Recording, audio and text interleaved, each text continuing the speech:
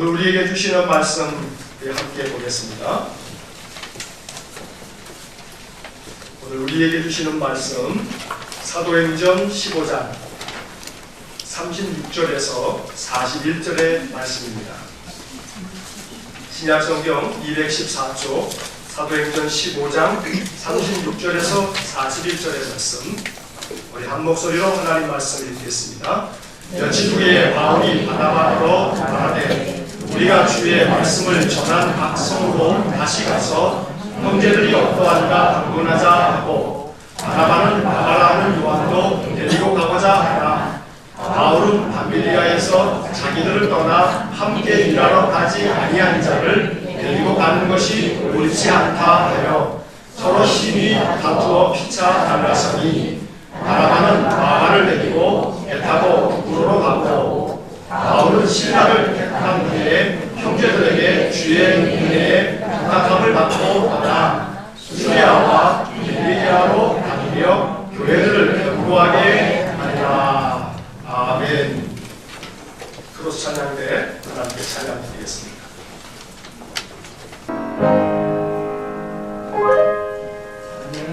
아멘. 감사합니다. 자, 오늘은 서로 인사를 나누기 전에 손을 한번 이렇게 붙여보세요. 붙인 다음에 연락에 비비는 겁니다. 시작. 막 비벼요. 20번, 30번. 자, 손이 막 열이 나야 안 나요? 자, 손대적으로 하려면 그 따뜻한 손을 대줘야 되겠어요. 자, 이렇게 한 다음에 옆 사람 한번 딱 축복합니다. 따뜻해요? 안 따뜻해요? 뒤에 있는 분도 하고 손 한번 비빈 다음에, 뒤에 옆에 분에게도 한번 손 한번 딱 잡으시고 축복합니다.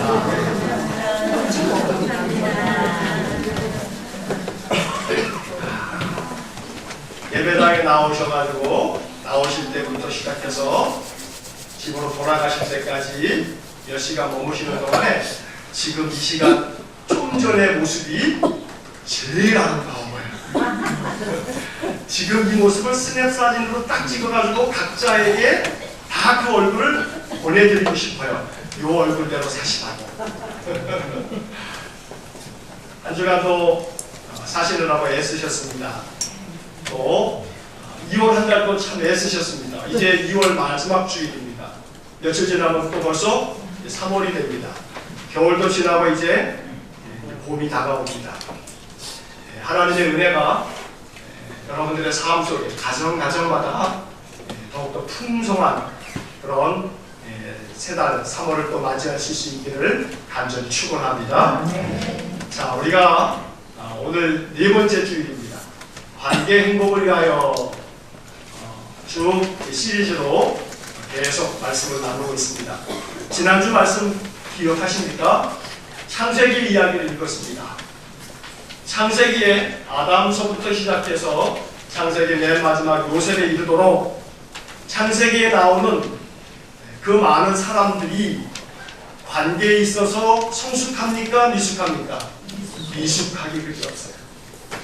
믿음의 조상이라고 하는 아브라함조차도 아내에게 참 많은 실망과 또 화가 날 만한 일들을 이렇게 하기도 하고, 또 형제지간에 얼마나 그 믿음의 조상이라고 하는 이스라엘이라고 하는 이름을 얻었던 야곱, 이 야곱도 자기 형 에서에게 치사하게 말해요. 파축한 버릇에 장자의 명분도 빼앗고, 엄마랑 아버지를 속여서 축복도 가로채고, 그러니 그 관계가 좋을 리가 없죠. 뭐 요셉은 뭐 별달라요? 요셉도 자기 형들 위로 10명이 있는데 맨날 그 형들이 뭐 잘못하면 아버지한테 가서 이랬어요 저랬어요. 그러니 형들이 이뻐할 리가 없죠. 그러니 저놈을 죽이자. 결국 죽이는 것은 그만두고 멀리 팔아넘기기도 하고 외국으로 팔아넘기는 거예요. 요셉을 이집트로 팔았다라고 하는 것을 우리는 그냥 성경에서 읽으니까 그냥 대충 읽습니다만, 여러분 생각해 보세요. 내 형들이 나보다 위에 있는 이 내 혈육이 나를 외국으로 팔아버린 거예요. 저 동남아시아로 여러분들 팔았다고 쳐보세요. 그러면 평생의 그 형제를 여러분 어떻게 생각하시겠어요? 원망이겠어요? 아니요. 원망을 넘어서 증오와 만나기만 해봐라 내가 죽여버린다. 그런데 인생이 역전되잖아요. 요셉이 그 나라의 애국의 큰 애국 제국의 이집트의 총리가 됐으니 그 형들을 저 같으면 그냥 찾아내서라도 아주 그냥 좀 더 못된 말로 그냥 갈기갈기 그냥 이런 마음일 거예요. 아마 사람의 마음이라는 게. 그런데 우리가 지난주에 살펴본 이야기는 바로 그겁니다. 결국 관계에 있어서는 믿음과 관계의 기술은 그렇게 정비례하지 않는다. 비례하지 않는다. 그런 경우가 많다.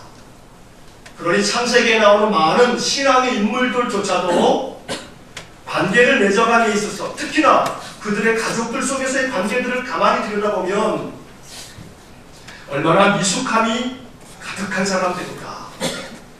그래서 지난주에는 창세기를 다른 관점에서 보는 게 아니라 일반적으로 성경을 구속사로 바라보는데 그렇게 바라보지 않고 이 관계라고 하는 관점으로 바라봤을 때 창세기는 관계의 발전을 담아두고 있는 책이다. 미숙하기 짝이 없었던 인간들이 하나님이 그들을 부르시면서 그들에게 믿음만 주신 것이 아니라 관계의 성숙함도 주셨다 하는 말씀들을 나누었습니다. 그 관계의 성숙함에 마침표를 찍은 게 요셉이죠. 요셉이 그 형들에게 뭐라고 얘기합니까? 간곡한 말로 그 형제들을 위로하였더라. 바로 이것이 창세기의 마지막 50장에 기록된 말씀입니다. 미숙하게 짝이 없어서 관계가 끊임없이 상처투성이요 단절되었던 이 아브라함과 노아와 아브라함의 4대에 걸친 이 가족사. 그러나 그 마침표에서는 간곡한 말로 위로함으로써 이 창세기는 관계가 좀 더 성숙해졌구나 라는 모습을 우리가 볼 수 있는 것입니다. 자, 지난주에 구약을 살펴봤으니까 오늘은 어디를 살펴봐야겠어요? 신약을 좀 살펴봐야겠어요. 신약.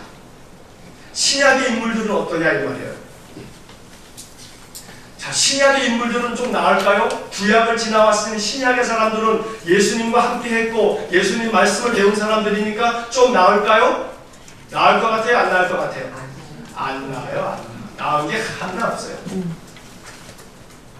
자, 예수님이 이 땅에 오셨어요. 예수님이 제자들을 불렀어요. 12명 데리고 다녔어요. 그래도 소위 그 12명을 뭐라고 부르냐면 사도라고 불러요. 최소한 신약시대에 믿음에 있어서만큼은 사도들보다 더한 사람이 누가 있겠어요? 그런데 이 사도들도 처음부터 괜찮은 사람들은 아니었어요. 이 사도들이 말이에요. 제가 이 이야기는 여러 번 다른 주제로 설교할 때도 말씀드린 바가 있어요. 이 12명 사도들이 예수님과 3년 동안 함께 하면서 동고동락했어요. 예수님 말씀을 늘 들었어요. 예수님께로부터 제자 훈련 받았어요. 그런데 말이에요. 최후의 만찬 자리에서까지 제자들이 뭐 했냐면 싸웠어요. 왜 싸웠냐 하면 누가복음 22장 24절 말씀을 보니까 뭐라고 기록되어 있냐면 이 누가복음 22장이 최후의 만찬을 기록하고 있는 그런 장이에요. 누가 크냐 하는 다툼이 남지라. 누가복음 22장 24절에 적혀있는 말씀이에요. 제자들도 3년 동안 예수님 따라다니면서 맨날 싸웠어요. 뭐 때문에 싸워요? 누가 크냐? 누가 크냐? 서로 잘난치 하느라고 싸우는 거죠. 한마디로 얘기하면 누가 더 크냐? 내가 더 크다. 내가 더 크다. 주님이 그 나라에 임하시면 나를 오른편 왼편 이러면서 서로 싸우는 거예요. 자, 그러니 제자들 사이가 관계가 좋았을까요? 안 좋았을까요? 안 좋았죠. 안 좋았어요. 서로 성경에는 그런 표현들이 나오진 않습니다만 몇 차례에 걸쳐서 제자들이 다퉜다, 길을 가다가 싸웠다. 그래서 예수님께로부터 너희들이 길을 오면서 왜 싸웠냐 하는 핀잔도 듣고 야단도 맞고 여러 번 그랬지만 그들 사이의 관계가 어떻게 됐는가는 복음서에 잘 나오지는 않아요. 그래, 복음서의 관심은 예수 그리스도께서 이 땅에 오셔서 인간들을 구원하셨다라고 하는 것에 관점이 있다 보니 제자들의 관계가 어떻게 됐는가를 그 다음 이야기를 적어놓고 있지는 않아요. 그런데 추측해 보건대 사람의 관계라고 하는 것이 그렇게 한번 틀어지면 쉽게 회복이 돼야 안 돼요. 잘 안 돼요. 사람에 대한 생각을 딱 갖게 되면 그 사람에 대한 그 선입관과 이 편견이 쉽게 바뀌어지나요? 안 바뀌어지나요? 잘 안 바뀌어져요. 이거 신앙의 문제일 수도 있지만 그 정도까지 그런 모든 것들을 극복할 수 있는 신앙이라면 대단한 신앙이에요. 근데 그 정도의 신앙까지 이르는 것이 사실은 상당히 어려워요. 어떤 점에서는요, 심하게 얘기하면 순교보다 어려워요. 순교는 내 믿음에 대한 신념 때문에 확 그냥 죽지, 주님 위해서. 이럴 수가 있는데 이 관계의 이 어그러진 회복은요, 순교보다 어려울 수도 있겠다 싶어요. 제자들이 그랬을 거예요. 베드로, 야고보, 요한 맨날 잘난 체 하는 거예요. 얼마나 베드로가 잘난 체 많이 해요. 배 타고 가다가 저쪽에서 유령인가 싶었는데 예수님이란 말이에요. 그랬더니 베드로가 뭐라 그래요? 주님이시라면 나를 명하여 바다 위로 걸어오게 해주세요. 그 상황에서 또 자기를 또 바다 위에 걸어오게 해달라고 또 나서니 얼마나 제자들이 볼 때에는 베드로가 꼴보기 싫겠어요. 그래, 베드로가 그렇게 하는 것만이 아니라 야고보, 요한은 자기 엄마까지 동원해요. 요즘 말로 하면 뭐예요? 헬리콥터맘이에요. 헬리콥터맘. 여러분, 제가 전에도 한번 말씀드렸죠? 요즘에 헬리콥터 엄마들은 아들을 군대 보내고 난 다음에도 아들 행군 날짜까지 다 파악해가지고 행군하는 데까지 쫓아와가지고 햄버거 돌린대요. 그 신문에 나온 이야기란 말이에요. 아니, 행군을 하는 아들 군대까지 쫓아가가지고 햄버거 사가지고 와가지고 휴식 시간에 햄버거 돌린다니 대단한 엄마들이죠. 근데 야고보하고 요한의 엄마가 만만치 않아요. 이 야고보하고 요한의 엄마는요, 예수님께 찾아와가지고 주님의 나라에 내 아들들을 주님의 우편과 좌편에 앉게 해주세요, 이렇게 청탁을 한 사람이에요. 김영란법이 있었으면 아마 청탁한 사람도 걸리니까 이 세베대 이 아들들의 어머니는 아마 걸렸을 거예요. 그러니 이 베드로와 야고보, 요한이 얼마나 꼴보기 싫겠어요. 근데 문제는 말이에요, 예수님이 맨날 데리고 다니실 때 누구를 더 감싸고 돌아요? 베드로, 야고보, 요한을 감싸고 도는 것처럼 보이더란 말이에요. 어딜 가게 되면 베드로, 야고보, 요한을 좀 더 챙겨가지고 데리고 다니세요. 변화산에 올라갈 때도 베드로, 야고보, 요한만 데리고 가세요. 제자들의 마음속에 그게 편했겠어요? 안 편했겠어요? 안 편하죠? 우리 선생님은 베드로, 야고보, 요한만 편애하셔. 그런 마음이 들기 마련일 거예요, 아마. 그러니 예수님의 제자들도 그 관계 속에서는 참 어려운 관계였어요. 삐걱삐걱 맨날 최후의 만찬 자리에서까지 누가 크냐고 싸웠으니 말 다 했죠. 이들이 어떻게 됐을 건가? 그건 여러분들의 상상에 맡기겠어요. 이들이 잘 회복됐을까요? 그건 잘 모르겠어요. 성령 받고는 좀 변화됐을까요? 전 그거 잘 모르겠어요. 나중에 천국 가면 물어보자고요. 거기 12제자들 다 있을 테니까 사도들이요, 그 이후에 여러분들은 어떻게 되셨습니까? 천국에 올라가서는 싸우지 않으시나요? 나중에 물어볼 일이겠어요. 자, 그런데 12제자만이 아니더란 말이에요. 예수님 부활 승천하시고 나면 교회가 시작됐죠. 예루살렘을 중심으로 베드로가 중심이 돼서 예루살렘 교회가 있었고요. 그리고 교회가 박해가 있다 보니까 성도들이 다 흩어졌어요. 저 북쪽까지 올라갔는데 그 북쪽에 안디옥이라고 하는 도시가 있었어요. 이 안디옥이라고 하는 도시에서 세워진 교회를 일컬어서 안디옥 교회라고 하고, 이 안디옥 교회의 중심 인물이 누구냐면 바나바와 바울이에요. 이 바울과 바나바가 안디옥 교회에서 파송을 받아서 전도 여행을 떠나게 돼, 선교 여행을 떠나는 거죠. 이것이 사도행전의 13장서부터 마지막 장까지 기록되어져 있죠. 자, 그러면 첫 번째 선교사라고 말하는 바나바와 바울, 이 두 사람의 관계는 어떤 관계였냐면, 이 바울이 맨 처음 사울이었을 때 예수를 잡아 죽이려고 하는 그런 사람이었어요. 예수님 제자들을 매일 쫓아다니면서 예수 믿는 자들을 잡아 죽였어요. 이 바울은 심지어 스데반 집사까지도 돌로 쳐 죽이는 자리에 제일 앞장섰던 사람이에요. 그런데 바울이 다메섹에 예수 믿는 자들을 잡으러 가다가 예수님을 만나게 되죠. 하늘에서 빛이 비추어지면서 예수님의 목소리를 들으면서 바울이 회심을 하게 됩니다. 그런데 그 바울이 이제 기독교인이 되고 예수의 제자가 되고 이렇게 회개하고 회심하고 난 다음에 바울이 사도들을 만나서 내가 이제 그리스도를 따르는 제자가 됐다 하고 얘기하고 싶지만 아무도 안 믿어요. 저 사울이란 놈이 저거 지금 거짓으로 우리 기독교인들을 더 많이 잡으려고 저거 수 쓰는 거야. 그런데 그때 이 사울이라고 하는 이 사람을 인정해주고 변호해주고 사도들에게 데리고 가서 추천해주고 이끌어주었던 사람이 누구냐면 바나바예요. 바나바가 없었다면 사울은 말이에요, 사도들에게서 인정받지 못하고 그냥 자기 혼자 예수 믿다가 말 사람이 있어요. 그런데 바나바가 이 사울을 추천하고 사도들에게 소개하고 그렇지 않다고, 이 사울은 지금 회심한 후에 신실한 그리스도의 제자로 살고 있다고 이렇게 소개를 해준 사람이 바나바였어요. 자, 이 바나바와 바울이 첫 번째 전도 여행을 몇 년 동안 떠나서 많은 곳에 가서 복음을 전파하고 교회를 세웠어요. 그리고 돌아왔어요. 돌아오고 난 다음에 예루살렘 교회에다가 선교 보고를 하는 거예요. 그 선교 보고를 할 때 이방인들도 예수를 믿고 회개하고 이제 그리스도의 제자가 됐습니다. 이들을 하나님의 백성으로 이제 받아 주어야겠습니다.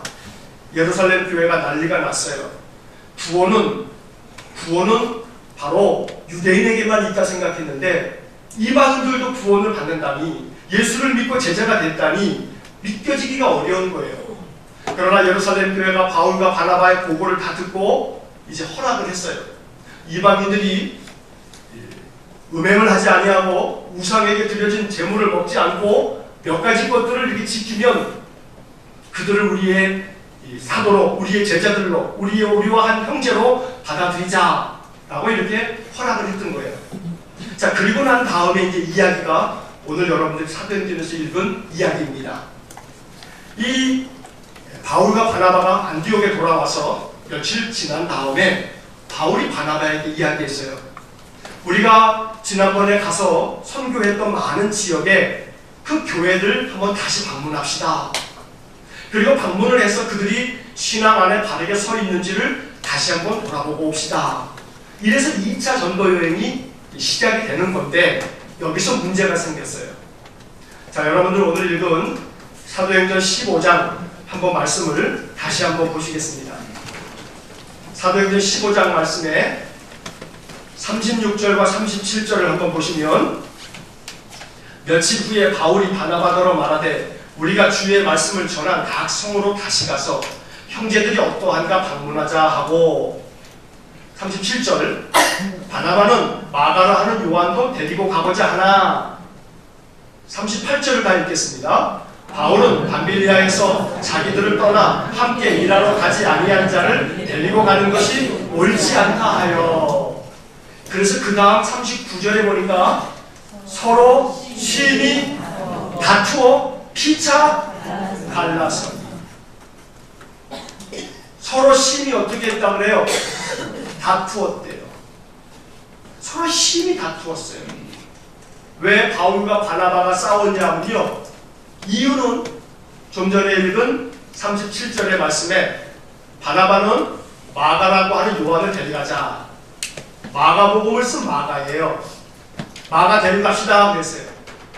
근데 바울은 마가 데려가는 것이 옳지 않다, 단호하게 끊어버렸어요. 그래서 마가를 두 번째 가는 이 전도 여행에 데려가자, 데려가지 말자, 이 문제를 가지고 바울과 바나바가 무지하게 싸웠어요. 왜 그랬냐 하면 이 마가라고 하는 사람이 말이에요, 처음 전도 여행을 바울과 바나바가 갈 때 같이 동행을 했거든요. 근데 밤빌리아라고 하는 곳에 갔을 때 이 마가가 그만, 아이고 난 이제 그만둘래요, 난 힘들어서 못하겠어요. 그리고서 마가가 바울과 바나바를 내버려둔 채로 예루살렘으로 그냥 가버렸어요. 그래서 이 바울이 그때 매우 실망을 하고 매우 화가 났어요. 얼마나 화가 났는지 그 화를 아마 1차 전도여행을 하는 내내 참고 참았던 모양이에요. 근데 두 번째 전도여행을 가려고 하는데 바나바가 마가를 데려가자 라고 얘기하니까 바울이 그때 폭발을 한 거예요. 안 된다. 밤빌리아에서 이 마가는 우리를 내버려두고 그냥 가버렸으니 이 마가를 데려갈 수 없다. 그건 옳지 않다. 그러면서 이 두 사람이 서로 심히 다투어 피차 어떻게 했어요? 갈라섰어요. 영어 성경에 보니까 말이에요, 이 서로 심히 다투어라고 하는 것을 sharp disagreement, 아주 날카롭게 서로 불일치해서 싸웠다 이 말이에요. 매우 격렬하게 싸웠어요. 그래서 이 바울과 바나바가 거기서 등을 돌리고 피차 갈랐습니다. 자, 그런데 보세요. 이렇게 바울과 바나바가 마가 한 사람 데려가는 문제 때문에 엄청나게 싸우고 난 다음에 갈라서서 바울은 신라라고 하는 사람 데리고 2차 전도여행을 가고 바나바는 마가를 데리고서 또 바나바의 길을 가게 됐어요. 자, 마가가 무슨 잘못을 했을까? 잘 알 수는 없어요. 마가가 그 밤빌리아에서 예루살렘으로 가면서 어떤 일을 하고 갔을까? 우리는 알 수는 없어요. 그런데 어쨌든지 간에 잘못은 누가 한 거예요? 마가가 한 건데 지금 싸움은 누가 싸워요? 바나바와 바울이 싸워요. 근데 이 부분에서 바울이 이야기하는 것은 이렇게 마가를 데려간 것이 옳다 옳지 않다? 옳지 않다라고 표현되어 있어요. 옳지 않다. 옳고 그름의 문제를 가지고서 이 바울과 바나바가 큰 싸움을 벌여요. 그리고서 이 바울과 바나바는 등을 치게 돼요. 사실 좀 전에 말씀드린 것처럼 바나바는 바울에게 있어서 은인이에요. 은인. 영적인 부분에서 자기를 지도해준 멘토란 말이에요. 바나바가 없었다면 바울은 존재할 수가 없어요. 그럼에도 불구하고 마가를 데려가느냐 안 데려가느냐 이 문제를 가지고 두 사람은 갈랐었게 돼요. 이후에 어떻게 됐을까요? 근데 이후의 이야기는 성경에서 짐작해 볼 수 있는 것들이 있어요. 자, 요건 잠깐 두고, 바울이라고 하는 인물이 신약 성경에서는 위대한 사도예요. 바울이 없었다면 기독교는 없었을 거예요. 바울로 말미암아 기독교는 예루살렘에서 벌어진 예수라고 하는 한 사람에 의해서 만들어진 그러한 무리들이 아니고 로마에까지, 저 유럽에까지 복음이 전해지게 되고 교회가 세워진 최초의 선교사요, 신학자요, 목회자요. 바울은 위대한 사도예요. 그런데 이 바울이 말이에요, 관계에 있어서만큼은 미숙할까요? 성숙할까요? 미숙해요. 매우 미숙해요. 여러분, 오늘 성경의 맨 이 41절의 말씀이 아주 우리에게는 딜레마 같은 말씀이에요. 41절 한번 읽어보겠습니다. 시작. 수리아와 길리기아로 다니며 교회들을 견고하게 하리라. 이게 얼마나 넌센스냐. 바울과 바나바가 이렇게 서로 어떤 점에서는 큰 일도 아닌 것 같은데 이것 가지고 크게 서로 심하게 다투어 갈라서기까지 한 후에 이 바울도 바나바도 다 같이 복음을 전하는 곳을 찾아다니면서 지금 뭘 하고 있어요? 교회들을 견고하게 하더라고요. 믿음에 있어서는 바울과 바나바가 어떤 사람이에요? 대단한 사람이에요.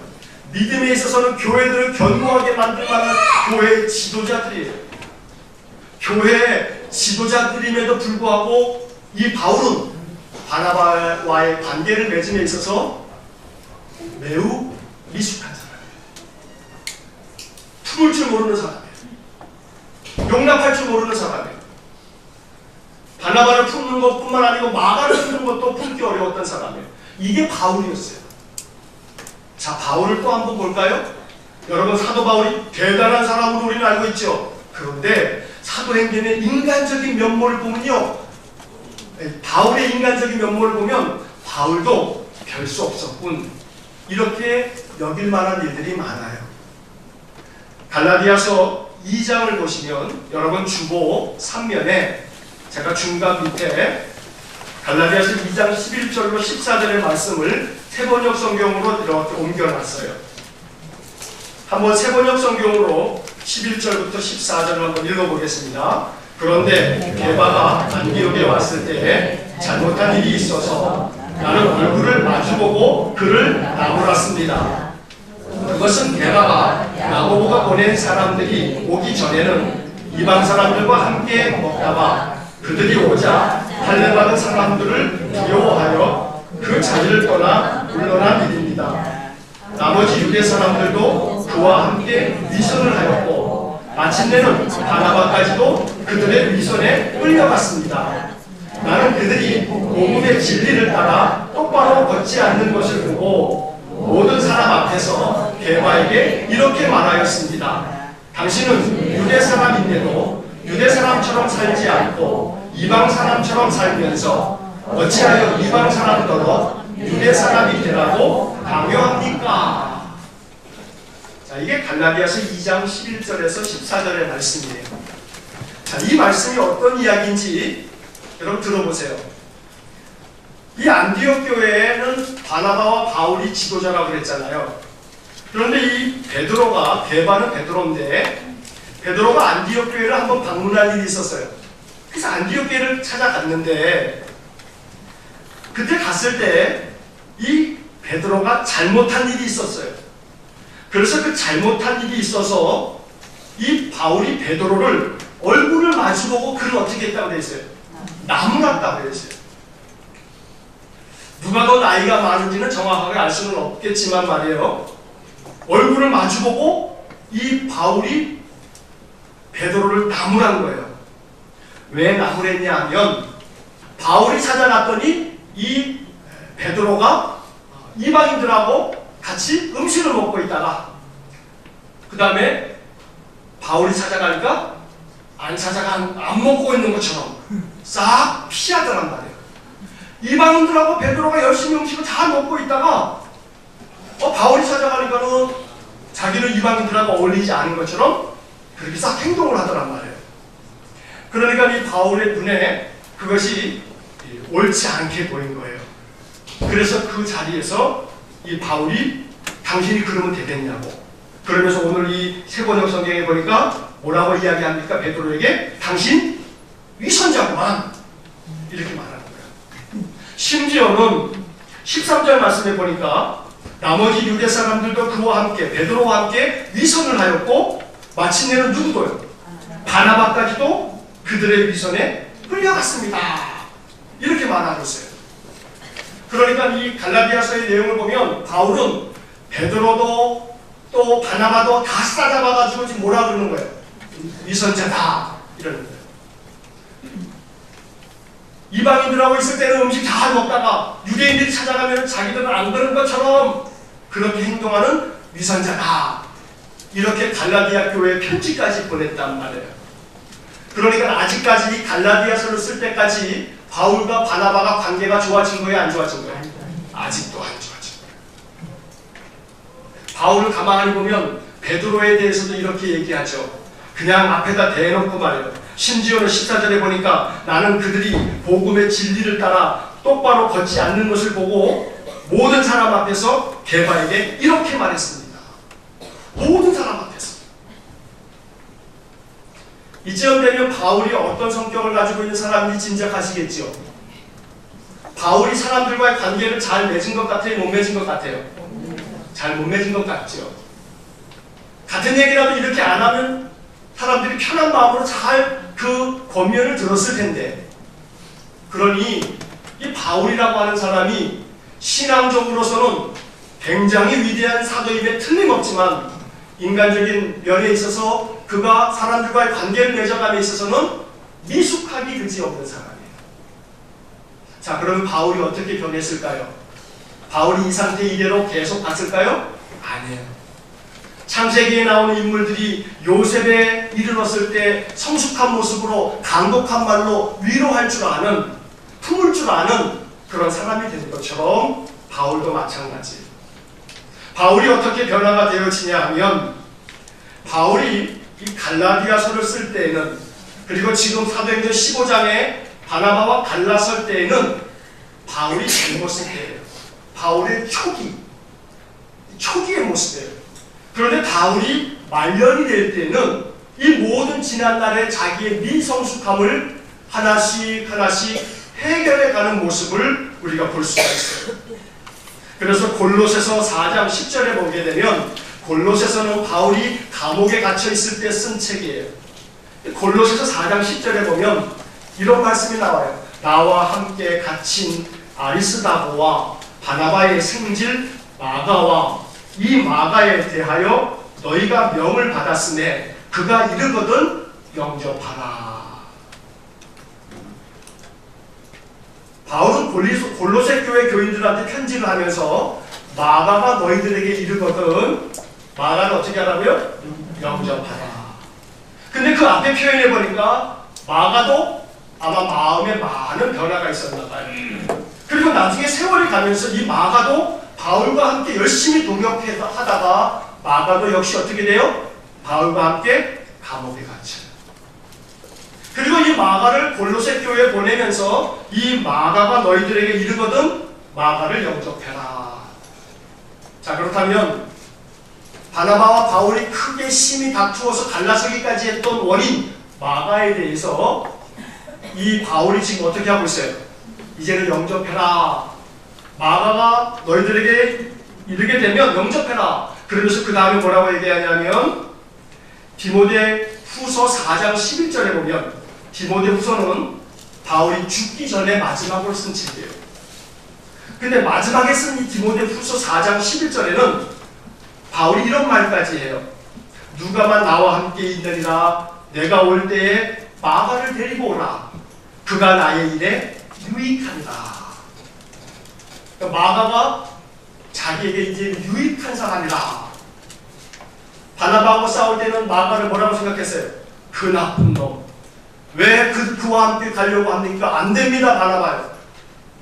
이러면서 바나바까지 의의를 단절했던 바울이었는데, 이제 마가를 품더란 말이에요. 마가를 품어요. 그리고 마가가 나의 일에 유익하고 마가를 이제는 너희들이 영접해라 라고까지 하더란 말이에요. 그런 마가가 인생의 노년기에 쓴 책이 로마서입니다. 로마서 12장 18절의 말씀에 보면 바울은 이런 말까지 해요. 이제는 할 수 있거든 너희로서는 모든 사람과 더불어 화목하라. 이게 바울의 권면이에요. 또 더 나아가서는 로마서 14장 1절로 3절의 말씀에 매우 중요한 말씀을 하세요. 이것을 한번 마지막으로 다 찾아보시겠습니다. 로마서 14장 1절로 3절입니다. 로마서 14장 1절로 3절 말씀.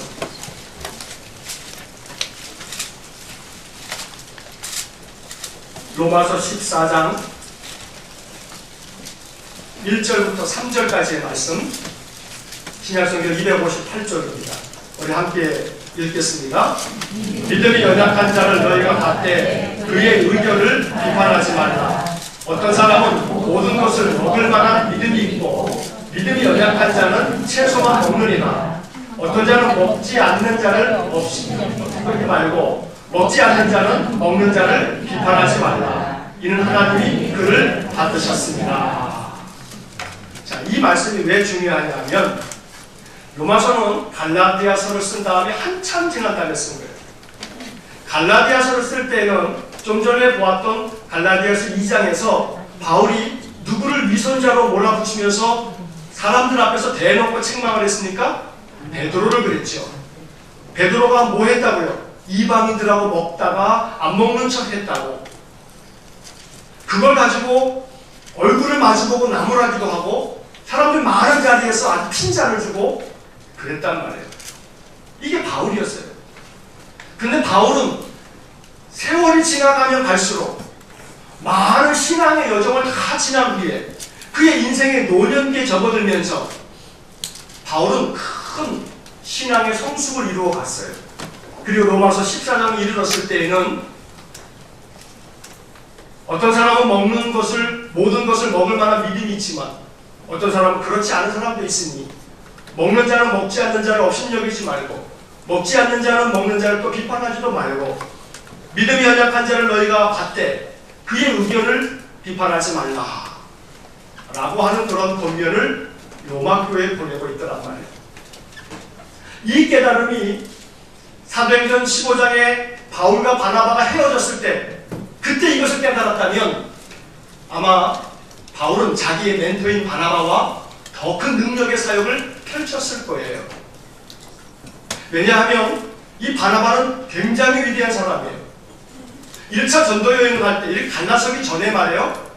밤빌리아를 지나가고 이 버가를 지나가고 그랬을 때 한 곳에서는 그들이 사역을 감당할 때 그 이방의 도시가 바울 사람들이 다 찾아 나와가지고 바나바는 제우스요, 바울은 헤르메스다라고 이야기해요. 이 헬라 사람들은 헬라 신화가 익숙한데 헬라 신화에서 제일 우두머리 신이 누구예요? 제우스죠. 바나바를 제우스라고 부르고 바울은 그의 대변인 헤르메스라고 불러요. 그만큼 바울과 바나바의 1차 사역에서 누가 더 위대한 사역을 감당했냐면 바나바가 제우스 같은 사역 감당했어요. 그러니 만약에 이 로마서의 말씀을 바울이 진작에 깨닫고 그가 성숙했다면 마가 일 때문에 바나바와 그렇게 싸우지 않았을 거예요. 그리고 그들이 둘이 동역해서 또 2차, 3차 전도여행을 했다면 엄청난 역사를 또 이루었을지 몰라요. 그러나 바울이 언제가 돼서야 비로소 깨닫냐 하면 노년이 돼서라야 이것을 깨달아요. 갈라디아서에서 그토록 베드로와 바나바를 위선자라고 그렇게 맨 비난했던 바울이 로마서에 이르러서야 또 골로새서 디모데서에 이르러서야 비로소 믿음이 연약한 자를 너희가 받으라. 믿음이 연약한 자를 너희가 품으라. 마가가 믿음이 연약해서 그랬으니 품으라. 베드로가 믿음이 연약해서 그랬으니 품으라. 이렇게 말씀하고 있는 겁니다. 자, 그러면 오늘 관계 행복을 위하여 네 번째 시간에 이제 교훈은 이겁니다. 한번 따라해 보십시오. 사람들은 저마다 스타일이 있다. 뭐가 있다고요? 스타일이 있다. 관계의 행복을 위해서는 스타일을 이해하셔야 돼요. 저마다가 스타일이 있어요. 이 스타일을 이해하셔야 돼요. 자, 옆에 있는 사람 보세요. 머리를 한번 보세요. 헤어스타일이 여러분들의 마음에 들어요, 안 들어요? 물론 든다고 말을 해야겠죠. 자, 그런데 가끔가다 그런 생각하시죠. 아이고, 저 사람 왜 항상 저런 머리를 하고 다니는지 몰라. 여러분 가끔가다 그래요, 안 그래요? 속으로. 제가 너무 콕 찔렀나요? 아, 저 사람은 자기 얼굴에 어울리지도 않는 스타일을 좀 맨날 저렇게 고수하네. 아이고, 좀 마음 같아서 내가 이제 여기까지 말이 튀어나오려고 하는데 내가 꾹꾹 참네. 아, 머리 좀 스타일 좀 바꾸면 어때? 하고 싶은 마음이 확 들었다가도 그래도 내가 좀 성숙하니까 참죠. 그렇죠? 아, 저 사람은 왜 옷을 항상 저렇게 입고 다니는지 몰라. 아, 옷도 좀 여러 가지 있을 텐데 좀 따뜻하게 좀 입고 다니지. 냅둬요. 아, 그 사람 스타일인 거 왜 그래요? 아니, 남이 머리를 파마를 하든 생머리를 하든 머리를 스포츠로 깎든 장발을 하든 뭔 상관. 그게 무엇이 중요한디? 요즘 말 그게 무엇이 중요한디? 그러니 아니 각자 자기가 원하는 스타일로 살겠다는데 사람들은 스타일이 다 저마다예요. 그런데 한 가지 아셔야 돼요. 관계를 맺어가는 스타일도 저마다다. 관계를 맺어가는 스타일도 저마다예요. 그래서 옛날에 몇 년 전에 저희가 피플 퍼즐 세미나를 한번 한 적이 있죠. 그때 제가 스타일에 대한 것들을 강의를 여러 번 했는데 아마 기억하지 못하실 거예요. 다 잊어버리셨을 거예요. 사람의 스타일은 두 가지의 종류로 크게 나뉘어져요. 하나는 일 중심의 스타일, 또 하나는 사람 중심의 스타일. 바울은 어떤 사람일까요? 일 중심의 스타일. 매우 일 중심의 스타일이에요. 이 사람에게는 뭐만 보여요? 일만 보여요. 일이 잘 되는 것만 보여요. 마가 데려갔다는 일을 망칠 것 같아요. 그놈이 또 가다가 힘들다고 또 돌아갈지 모르는데 일이 잘 되려면 마가를 데려가면 안 돼요. 그러니까 이 바울은 오로지 일 중심이에요. 일 중심인 사람은 사람의 마음이 다치든지 말든지 상관 안 해요. 뭐만 성취되면 돼요? 일만 성취되면 돼요. 사람의 마음이 상처를 받든지 말든지 그건 자기 관여할 바가 아니에요. 자기가 생각하는 것만 그냥 관철시키면 돼요. 그러다 보니 이 일 중심의 스타일의 사람들은 자기 주장이 강해요. 목표지향적이에요. 성취의 동기도 강하고 성취 능력이 매우 높아요. 추진력도 매우 있어요. 일 중심의 사람들이 갖는 장점이고 강점이에요. 그런데 일 중심의 스타일의 사람들이 가지고 있는 약점이 있어요. 다른 사람들의 감정에 무관심해요. 내가 이렇게 일을 추진하고 일을 추진하는 과정에서 내가 이렇게 행동하면 이렇게 말하면 사람들이 어떤 감정으로 이것을 받아들일까 개념치 않아요. 사람들의 감정에는 무관심하고 그걸 잘 못 깨달아요. 일부러가 아니고 일 중심의 스타일의 사람들은 다른 사람들의 감정을 잘 못 파악해요. 이게 그 사람들의 약점이에요. 어떻게 그걸 모르느냐고 말하시면 안 돼요. 그게 안 되는 게 이 사람들의 약점이에요. 또한 일 중심의 스타일의 사람들은 일방적이에요. 다른 사람들의 이야기를 잘 경청할 줄을 몰라요. 이게 일 중심 스타일의 사람들이 가지고 있는 스타일이에요. 듣기보다는 자기 주장을 더 많이 하는 사람들이 일 중심의 스타일을 가진 사람들이에요. 반면 사람 중심의 스타일이 있어요. 이 사람 중심 스타일은 말 그대로 사람이 중요해요. 일이 잘 안 되더라도 일이 무엇이 중요한지 사람이 중요하지 이러면서 일보다는 뭐가 중요해요? 사람과의 관계가 중요해요. 바나바는 어떤 사람이에요? 바로 사람 관계, 사람 중심의 스타일의 사람이에요. 그러니 바나바와 바울이 한 사람은 일 중심의 스타일, 한 사람은 사람 중심의 스타일. 이런 두 사람이 이게 함께 하는 것이 얼마나 힘든 일이에요. 자, 그렇다면 사람 중심의 스타일의 사람들은 다 좋은 건가? 그렇지 않아요. 사람 중심의 스타일의 사람들은 사람 중심, 관계 중심이다 보니 우유부단할 때가 많아요. 그리고 추진력이 상대적으로 매우 약해요. 그래서 사람 중심의 사람들만 있으면 뭐가 일이 잘 안 돼요.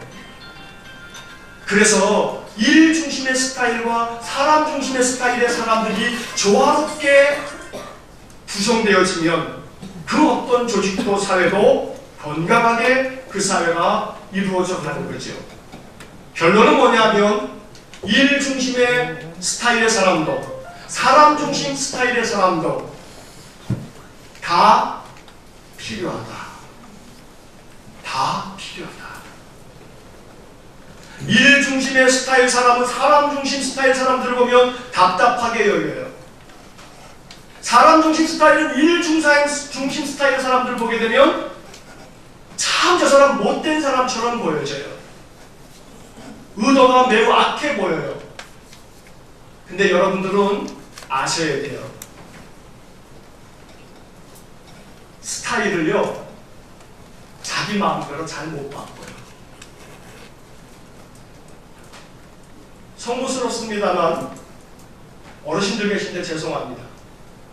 제가 이제 50줄에 들어서다 보니까 머리가 슥슥 이제 빠지기 시작하네요.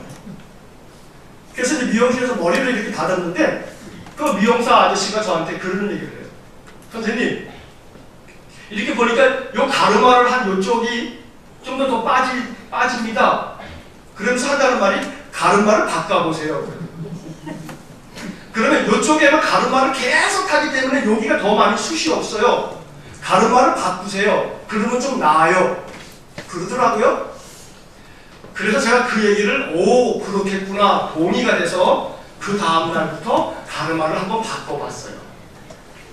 그래서 한동안 제가 가르마를 바꾸고 다녔거든요. 그런데 가르마를 바꾸고서 이렇게 드라이를 열심히 해가지고 가르마를 좀 바꾸고 다녔는데요. 제가 익숙하지 않아가지고 영 아주 불편한 거예요. 그래서 결국 내가 모르겠다 빠지려면 빠져라. 그래가지고 그냥 다시 이 스타일로 돌아왔어요. 자, 이 말은 스타일 바꾸기가 쉬워요, 어려워요? 어려워요. 사람의 스타일을 그럼 어떻게 하는 게 좋아요? 인정해 주는 게 좋아요. 그냥 인정해 주는 거예요. 저 사람은 저런 스타일의 사람이야. 그런데 저런 스타일의 사람도 필요해요, 안 필요해요? 필요해요. 스타일 가지고 뭐라 하면 안 돼요. 결국 스타일을 존중할 줄 아는 그러한 마음을 가질 때 관계는 행복해져요. 관계의 행복은 자기 스타일만 옳다고 주장하는 데서 벌어지는 거예요. 바울은 그것을 늙음막히 깨달았어요. 바울도 사역 초기에는 이것 때문에 심지어 자기의 멘토 바나바와 교회의 수장이라고 일컫는 베드로까지 위선자라고 몰아세운 사람이에요. 그러니 바울이 얼마나 대단한 사람이에요. 바울 때문에 얼마나 많은 트러블이 있었겠어요. 그런데 이것을 받아들이는 거예요. 바나바라고 하는 이름이 위로의 사람이라고 하는 뜻이에요. 바나바는 모든 사람들을 품을 줄 아는 사람이었어요. 그런데 이 일에서만큼은 바울과 금을 지고 말았어요. 바나바가 이 바울과의 관계를 어떻게 풀었는지는 알지 못해요. 바나바의 복음서가 있기는 있어요. 근데 이것이 정경이 되지 못해서 우리에게 전해지지는 않아요. 우리는 바울의 서신들만을 정경으로 택했기 때문에 바울 서신만을 많이 가지고 있습니다만, 그래서 바울이 위대한 사도인 것처럼 우리가 알고 있지만 틀림없는 사실이지만 바울도 역시 마찬가지로 관계에 있어서만큼은 한때 매우 미숙한 사람이었다. 그러나 세월이 가면 갈수록 그리스도를 더 깊이 알아갈수록 믿음이 더 깊어질수록 성령 안에서 그가 살아가면 살아갈수록 바울은 미숙함에서 성숙함으로 발전되었어요. 그리고 마가도 베드로도 바나바도 아마 바울은 넉넉하게 품을 줄 아는 그런 사람이 됐어요. 베드로도 아마 이 모든 것들을 그 인생 말년에 아마 깨달았을 거예요. 베드로 눈에 바울이 좋게 보였겠어요? 자기를 그렇게 사람들 앞에서 대놓고 비난했던 바울이 편했겠어요? 그런데 베드로 서를 보게 되면 베드로가 이런 말을 하게 되죠. 여러분 주보 3면에 제가 마지막으로 성경 한 구절을 써놨어요. 베드로전서 4장 8절 베드로가 남긴 글에 보면 이런 말씀이 적혀 있습니다. 한번 같이 읽겠습니다. 무엇보다도 먼저 서로 뜨겁게 사랑하십시오. 사랑은 허다한 죄를 덮어줍니다. 베드로는 이 말씀을 남김으로써 아마도 베드로의 마음 역시 자기를 그렇게 위선자로 몰아세운 이 바울조차 베드로도 넉넉히 품고 덮고 갔지 않았을까, 그렇게 추측할 수가 있습니다. 오늘 구약의 사람들만이 아니고 신약의 12제자 위대한 사도 바울도 관계에 있어서만큼은 매우 미숙한 사람이었는데 이 사람이 점점 관계의 성숙함을 이루어가는 모습을 짧은 시간이지만 이렇게 함께 나누었습니다. 여러분들 이 말씀을 생각하면서 관계의 행복, 서로의 스타일을 좀 이해하고 저 사람은 일 중심의 스타일인지 두 사람은 관계 중심의 스타일이지 서로의 스타일을 존중히 여기면서 아름다운 합력이 될 때 하나님은 기뻐하실 줄로 믿습니다. 함께 기도하겠습니다. 사랑이 많으신 하나님 감사합니다. 우리는 참 모두가 미숙합니다. 우리 안에는 너무나 많은 부족함이 있습니다. 그래서 이 부족함을 조금씩 더 채워가려고 신앙의 삶을 살아갑니다.